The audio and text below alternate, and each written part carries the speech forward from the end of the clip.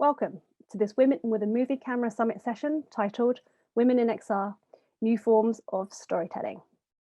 My name is Elaine Wong and I work in concept partnerships with Viveport, a platform dedicated to virtual reality games and apps. Some of you might also know me as part of the BFI London Film Festival programming team, where I'm a program advisor for short form narrative content. As we've all witnessed, the COVID-19 pandemic has presented unprecedented challenges to filmmakers and creators globally. In this session, we will look at case studies from two female trailblazers, pushing new forms of storytelling through the use of emerging technologies. Welcome to Yasmin and Nosa. I'm sure everyone watching at home would love to hear about you and my first question is also going to be, how do you define yourself as a creator? So I'm going to start with you, Nosa. Yeah, I'm a writer-director sort of working in non-traditional storytelling on, I guess, non-traditional platforms that I guess are not usually made for I guess interactive or immersive storytelling. So I definitely got my start in kind of flipping social media platforms on its head to sort of create long form narrative storytelling. And so I guess in that way, I'd describe myself as a platform agnostic filmmaker, but I've also, made narrative episodic work on the Amazon Alexa, as well as a lot of, VR platforms, and currently foraying into AR now. Yasmin, we'd love to hear from you. Yeah, so I would consider myself a artist, immersive director, entrepreneur as well. I'm a hybrid technologist and artist, so I have a background in both. And I would say that my practice or my work is at this intersection of storytelling, filmmaking, and emerging technology. And something that's been sort of part of my practice and career, whether it's now, it has always been sort of, I would call it maybe participatory storytelling, or engaging with a community or an audience is kind of part of the work. And definitely, like Nosa, I'm also, would say, a tech agnostic. Right now, I'm definitely in the XR space from the tool making and the storytelling, but I got my start at least at this kind of intersection in web and physical installations and, interactive installations and even public street interventions, specifically starting 10 years ago during the Egyptian Revolution, doing a new media documentary that was participatory about their ongoing revolution. And yeah, so you'll hear a lot more about that in my presentation. Thanks, Nosa and Yasmin. Actually, I think we should start by if I've hand over to you, Yasmin, if you'd like to start your presentation and talk us through the projects that you've worked on over the years in XR. I'd love to, so I'll just share my screen. So I will actually be focusing mostly on what I'm doing now, but obviously in the discussion, if we want to talk about some of the past work, we can definitely do that. So, as we mentioned, my name is Yasmin Elayat, and I'm an immersive director and a co-founder at Scatter. And Scatter is a immersive creative company based in Brooklyn, New York. And specifically, Scatter is focused on pushing on this genre of immersive media that we're calling volumetric filmmaking. And what volumetric filmmaking is the marriage between gaming and film. And so we leverage the power and flexibility of game engines with the craft and sensibility of filmmaking. And so this allows us to create projects that are about real people and real stories and real places that are volumetrically captured inside of 3D worlds that we construct. And what that allows us to do is create these very immersive projects where you as an audience member can actually walk around and navigate the place where these stories take place, and really feel the people as the real presence of the humans in the project. We have a body of award-winning work that has premiered across various film festivals over the years. First, Clouds, which premiered at Sundance in 2014 in the original Oculus headset before it was acquired by Facebook, and that was directed by my co-founder James George. to 0 Days VR, which premiered in 2017, and which I directed. And that project won an Emmy for original approaches to documentary in 2018. And today I'm going to focus on The Changing Same, which was our latest project. And I'm going to tell you about it and a kind of deep dive under the hood. But before that, I'm going to talk about our process and our tools, and then jump into the project. So one thing that's really core to Scatter and our ethos is that we really believe that art propels innovation, and we can't have one without the other. So our practice is really about tool building and story making intertwined. And while we're making these tools, we also share it with the community. And a lot of our focus is on inclusivity and diversity in that process. And so, in the process of making our films, we actually are building tools as we go. And and what that tool is that we've been building is called Depth Kits. It's a software toolkit for accessible volumetric video capture that uses off-the-shelf hardware like depth sensors and like a laptop. And the way it works is just, Depth Kit captures the world in depth and color. And so it captures real human performance. And a lot of our work is nonfiction, so it's very important to do that. And it's just a tool for creative medium with a range of creative expression. And we build it for ourselves as artists, and we want to enable other artists. And one thing I'll say about it's not an XR tool. So this is for any creator. So films, music videos, and it's been used in those projects as well. So that brings me to The Changing Same, which is our latest original production. It's a co-production between Rada Studio and Scatter. And this project premiered at Sundance this year. And we also showed it at Tribeca just recently in June. And the project won the Tribeca Jury Award for Best Immersive Narrative. So The Changing Same is a magical realist time travel experience where you travel through time and space to explore the last 400 years of history of racial injustice in the United States. You travel through time, and so you move through the past and present and future to witness the cyclical view of history and the evolution of racial violence and its impact on our lives today. And we're calling this an American pilgrimage through history. So the project confronts the United States history of lynching and examines how the US's legacy of racial violence is just cyclical in forms such as, today's mass incarceration and police brutality. And so this story is based on real events, but it's been abstracted into speculative fiction. And The Changing Same retells these stories in the context of confronting our past. And the goal is for our audiences to witness and acknowledge our past in order to build a new future.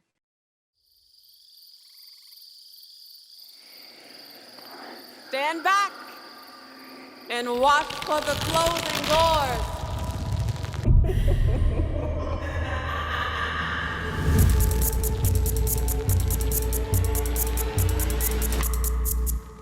Welcome to my world. Here, Mariana, you can experience the past and see the future. Our future. You want to enter, but entry needs to feel my world. You in or you out? And then owning it.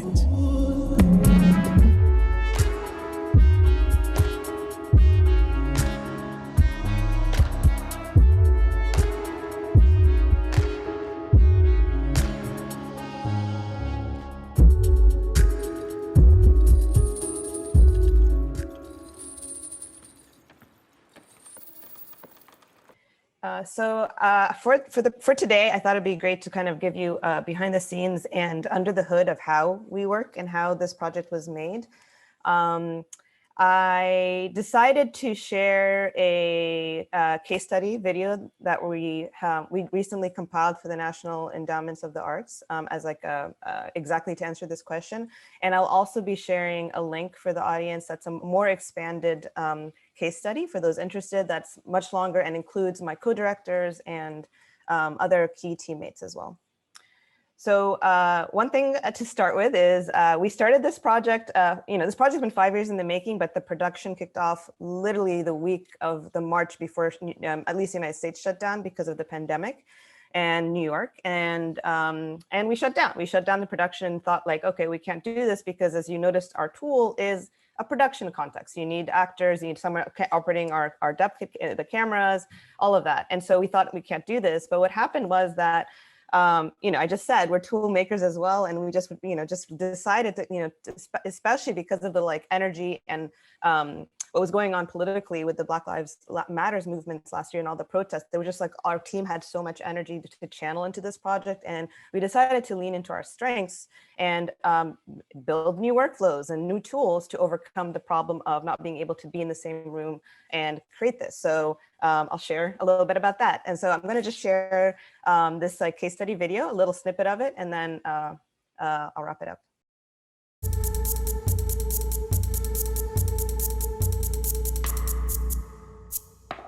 The Changing Same is a virtual reality experience where you travel through time and space to witness the connected historical experiences of racial injustice in the United States.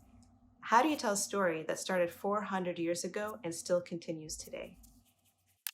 At Scatter, our core ethos is art propels innovation.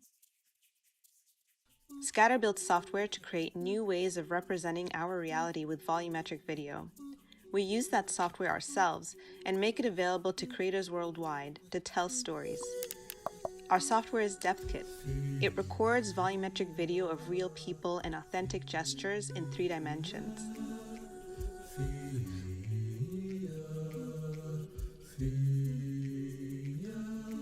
The Changing Same is our most ambitious, bravest film to date. Filming during COVID was a challenge. 2 Apple Take 7 marker. We ran a remote production via video calls. We used OBS so our actors could preview their performances live. In parallel with production, our engineers were advancing DepthKit software. We created an all-new integration with Unity game engine so we could use Unity's VFX graph to create expressive digital possibilities. Lamar, our protagonist and guide through the Changing Same, is made magical with firefly effects. Oh, I can see you're curious. The virtual worlds we built in the Changing Same are all real sites of the historic 1934 Claude Neal lynching on which our story is based. We used photogrammetry to capture and memorialize these unmarked sites. DepthKit's lightweight video file formats made it possible to have multiple volumetric characters together in our jailhouse scene, where we see that present-day mass incarceration echoes the era of slavery. You pick up all these guys and me. I'm a free man. I'm a free man. I don't know. No Master Johnson. I can't help you. As we are. The majestic and otherworldly character Harriet heralds a speculative future. We prototyped a hybrid approach of motion capture combined with volumetric capture. She is photorealistic and fantastical. Gambler cried out, I'm not ready to go away. Got no traveling shoes. Got no traveling shoes. All these techniques coalesce to tell this story. This process we call volumetric filmmaking. All right. And so on a final note, I'll just wrap up by talking about the last part of what we do, which is really collaborating with our community. We have, since our founding in 2016, this discipline has been growing, and these are some of the projects made by the general community. And you can find more of these on our website if you're curious to see what people are making around the world. And with that, thank you so much. Thank you for sharing, Yasmin. So I actually saw The Changing Same at Sundance at the virtual presentation. It's one of the most powerful things I've seen in VR. Just the sense of presence that you have in relation to the characters in the piece, the proximity that you feel that you have, and how that you really are taking on this journey kind of through time and space so well through the power of VR, and also just how much and how what struck me was how real these characters felt. When they're speaking, they really feel like they're speaking directly to you. So yeah, I hope you all can at home Thank have a you. chance to check this out. Well, thank you for that, Elaine. So Nosa, it'd be great to kind of hear more about the projects that you've worked on in this space, and in particular what you're describing as an AR feature film. Yeah, it's kind of a big question. Not really sure where to start. Yeah, I guess I kind of got into this space, kind of not having any contacts and not even necessarily thinking, oh, I want to be in a sort of interactive or immersive space. It kind of just happened out of necessity. So, you know, I was really wanting to make work, but having no one to fund me. And so, you know, the closest I could get was sort of trying to make work on platforms that I already knew. And, you know, I was hanging out on social media all of the time. You know, when Periscope was a thing, I was very much into seeing what was on there. You know, YouTube, Instagram, what have you, all of these sorts of platforms. And I guess it kind of occurred to me with people doing web series that were like, why can't you do the same thing on these other platforms as well? And so, you know, what would a web series look like if you did it on Periscope, and you know, what would it look like if actually they were all sort of intertwined? And I think, you know, the big thing for me even now, just from learning then, is sort of accessibility, and I guess what that actually means. And so, you know, it's kind of just thinking about what do people have in their pockets that they don't need to have anything extra, they don't need to buy, because I think that's like the first barrier to entry is, you know, asking people sometimes, if you're, you know, working on a lot of other platforms, is that they have to have extra equipment that might cost them loads. And so everyone has a phone in their back pocket, everyone has social media, and so it was kind of like, okay, well, that's also, you know, my marketing and distribution strategy is also that.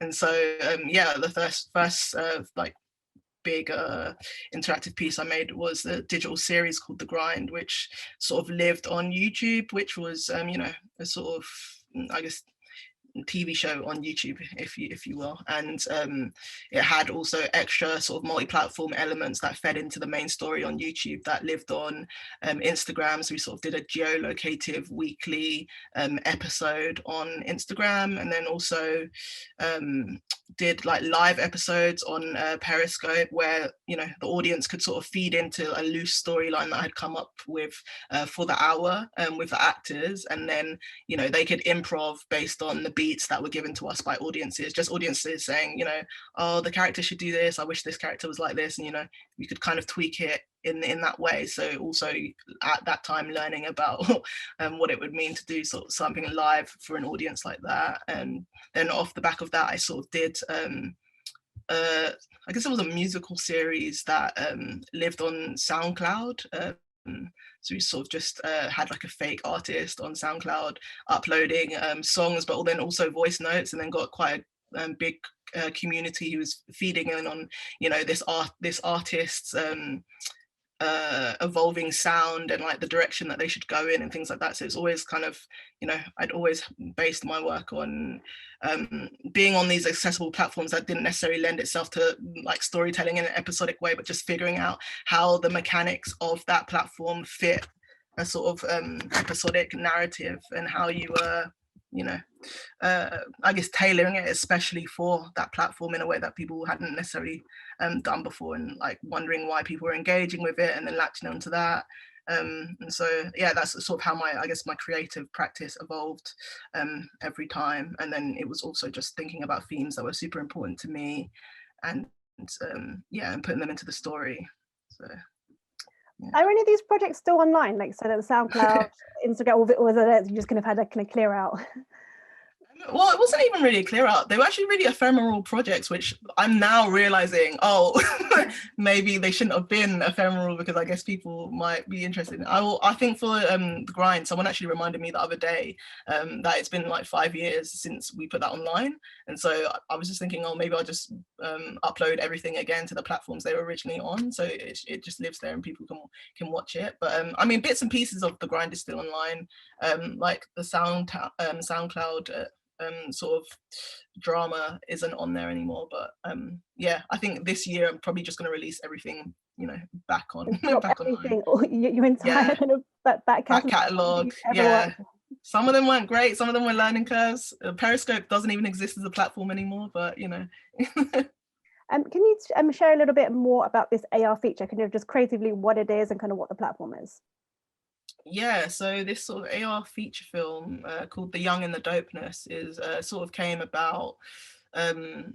I'm sort of really into streetwear and that sort of community, and again with the whole accessibility element of it, I was kind of just like, I want to create something in this world that I really love, but people in that world aren't really necessarily looking to like VR and AR, and like how do you make that accessible for for the people that I want to be able to see it. Like I want my friends to go and see it and not have this big barrier to entry if it's in AR.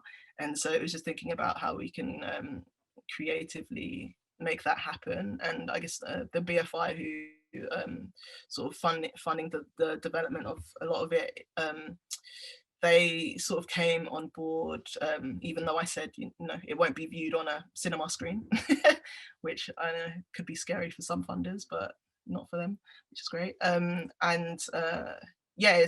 So I kind of was thinking about all these themes, and I kind of was just like, I want to create a feature film within a clothing line, and how would I do that? And so yeah, it was kind of just looking through a lot of different new emerging technologies that were coming around and like testing a bunch of things. Yeah, I don't know if I'm answering the question. Yeah.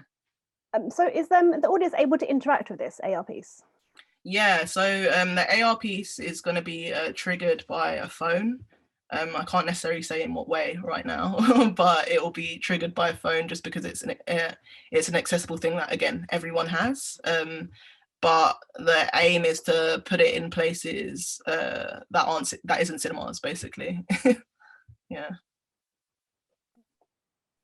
Great. So another question I had for you, Nosa, is when it comes to kind of contrasting your work in kind of traditional and linear storytelling to kind of these more kind of social platforms and kind of non-traditional storytelling platforms, how do you think your background in kind of traditional filmmaking helps, or maybe it doesn't help at all? Does it? What are the kind of the set of eyes that you bring to a new project?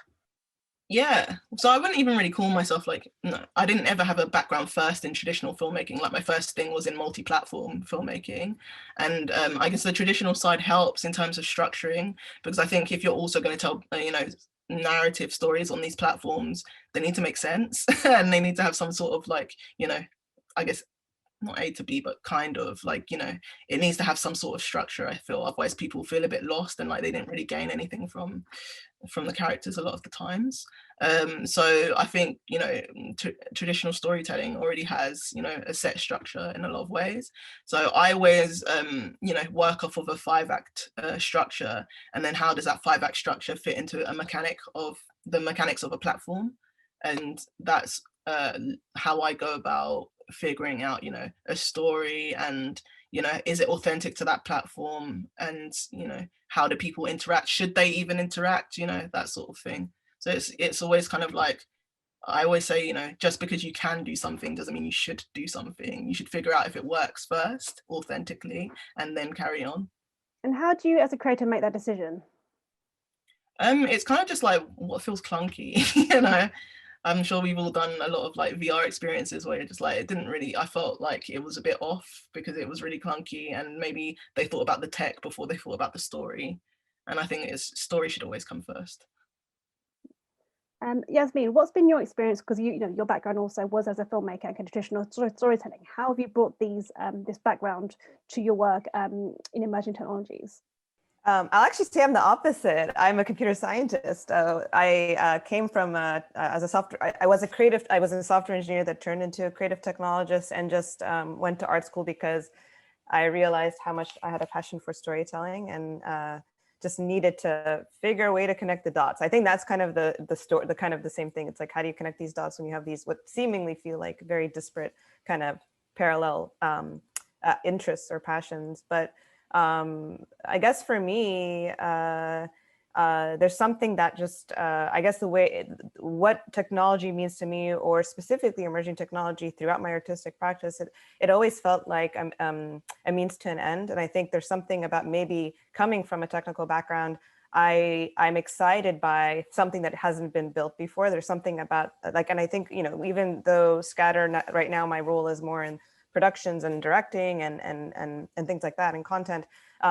Before that, I used to also build tools as part of the projects, you know, and part of the storytelling. So there's something intrinsic there for me where they just feel like something hand in hand, because it's always about empowering the creative vision. It's like, what does this project need, and so forth.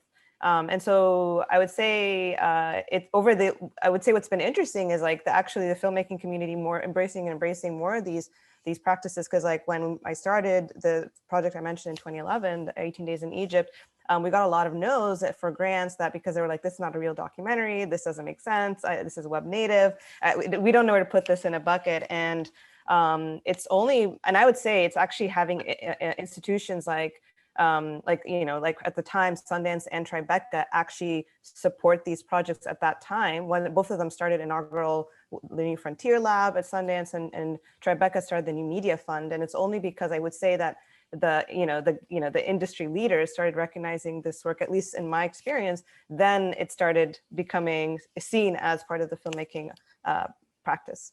Yeah, so I hope that answered my side of it. Yeah, Yasmin, I kind of want to ask you further about them. So your company is Scatter. So what I found really amazing about your background and the fact that you are running this company Scatter is that you're very much enabling filmmakers in this, with Depth Kit. It's very much something that is accessible, and I know that a lot of the creators that you guys have worked with, it's it's a very personal experience. You guys want to kind of be involved in these projects and kind of see how the community are very much embracing Depth Kit and this kind of new technology of volumetric capture. You did mention also in your presentation that there is the possibility to use it in VR and XR, but also in 2D filmmaking as well. Could you just speak a little bit about how maybe traditional filmmakers can actually use Depth Kit maybe for the first time, who haven't worked with volumetric capture, and like how would they even approach that? And creatively, what is the reasoning? Is there a reasoning to use volumetric capture instead of a real actor? Yeah, no, I'd love to answer that. I'll start first with the intention of how it was built as a software tool. Is the entire production, or the production and post-production workflow, is essentially a video production workflow. So one thing I'll say is when we do have filmmakers, documentary or feature, filmmakers that come to our studio, when we could have site visits, when they saw the workflow, they're like, oh, we get this, and my collaborators on my co-directors, Michelle Stevenson and Joe Brewster, are, traditional documentary filmmakers. And it's like a workflow that, as I said, it's like built so this world can understand it, because we want the best storytellers in the world to be able to approach it. I would say that the why filmmakers use it, it ranges. One can be just because it's a tool to create visual effects from a real human performance. So like that's been kind of why music videos use it. Eminem used it in Rap God, because he could look, it's Eminem, but you can use like the real Eminem and his real performance, but you can stylize it in crazy ways. Also, it was used by Alex Gibney in the feature film 0 Days, which is about cyber warfare and the Stuxnet virus. And he used it as a way to anonymize one of his key characters, which is an NSA informant, but he did it in a way where he wanted to use it in the kind of native, like in the creative direction is like in the language of code. So we wanted to use something that you could digitize. And so I would say visual effects is probably the main reason in other formats, or to create kind of a new, yes, I would say that visual effects, or create new kind of styles of human representation. Nosa, for you, when you've been using technologies like platforms, I should say, so like Instagram and kind of Periscope and even kind of SoundCloud, how did you kind of get on board with kind of these platforms, and how did you kind of find the sense of community? I think it's kind of, people are hanging out on just the nature of social media. There's already a community there, so people are hanging out and on these platforms, and it's all about user generated content. So it's like, everyone has like a follow function, and you follow people that you like, you strike up a conversation with them, that sort of thing. So I think that's how the community sort of started. And then, your audience has an audience. So then that's also like, I was saying before, your sort of marketing and distribution strategy, and that's sort of, how the community grows, and everyone kind of wants to help out, like try new things to push the platform forward, and even push what they're doing forward. So yeah, that's sort of how I guess I found a community on these social media websites. So my next question to you both is kind of thinking more about kind of your your current work and kind of maybe perhaps your next big project. Where do you think in terms of kind of thinking more kind of like say kind of film festivals or kind of like mainstream kind of broadcasters who maybe you've perhaps worked with in the past, where are the opportunities for this kind of new work? And I'm speaking about kind of from a commissioning point of view and for audiences. I think there's opportunities sort of all around at the moment, just because there's, you know, so much like there's so many new platforms like coming out of the wings at the moment, and so it's kind of just like trying your hand at whatever's out there, really. I think there's like, maybe Yasmin can speak a lot more to this, just I think there's like, you know, there's just a lot of new technology sort of emerging, so at the moment it's kind of just like you might as well try. There's no one stopping you but yourself, essentially. Yeah, I mean, I guess to echo that, one thing that just to say about the fact that it is still kind of emerging and it's always evolving, but it's still being built. I think the opportunity actually for creators, especially creators from very different backgrounds, creatively and disciplines, but also like ethnically and also where you're from, like, you know, just making sure that there is, that you are involved in building this. So we don't have it as a homogenous, you know, space. I think that's what's really important. And that's a big opportunity. I mean, one thing I'll say is like, I still think there's so much room to grow from an ecosystem. Like, I think it's still, especially in the XR space, I'd say like there's from everything from funding, especially in the United States. Maybe it's different in other parts in Europe and in the UK, but in the United States, it's quite limited. So like commissioning is actually, I wish there would be easier and more resources, but that's still something that an opportunity to grow. And also in the distribution side, it's not as simple as just putting your work out there. On a lot of these stores, there's still kind of gatekeepers, and I'm hoping that kind of stuff grows as well and changes to allow for more of this work to exist and be accessible. Moving to kind of your most recent projects, what would you say do you think has presented kind of the biggest challenges? So I know we've had COVID, so you kind of, you know, I know. Yasmin, you've talked about kind of virtual production, kind of how you guys have embraced that. You know, due to COVID, you were not able to kind of be in the same place at the same time. How, you know, what have been the kind of the most recent kind of challenges, and how do you think technology has actually, you know, been able to kind of help you navigate these challenges? Well, I mean, I would say COVID was the big one. It really was. We essentially thought we couldn't work because we had to have a production context, and that wasn't possible. We thought we couldn't actually work for months, you know. And if you notice from the video, you know, in my presentation, we just, you know, even though they are new workflows, all we did was use existing tools. So I guess maybe something that could be inspiring for other creators is, even though we built them together to make these new workflows, these are all tools that are accessible and open source and other people can use. Like, we're using Google Hangout, OBS, like, you know what I mean, Unity, all of this is, anyone can download these things and do what we just did to actually make it work.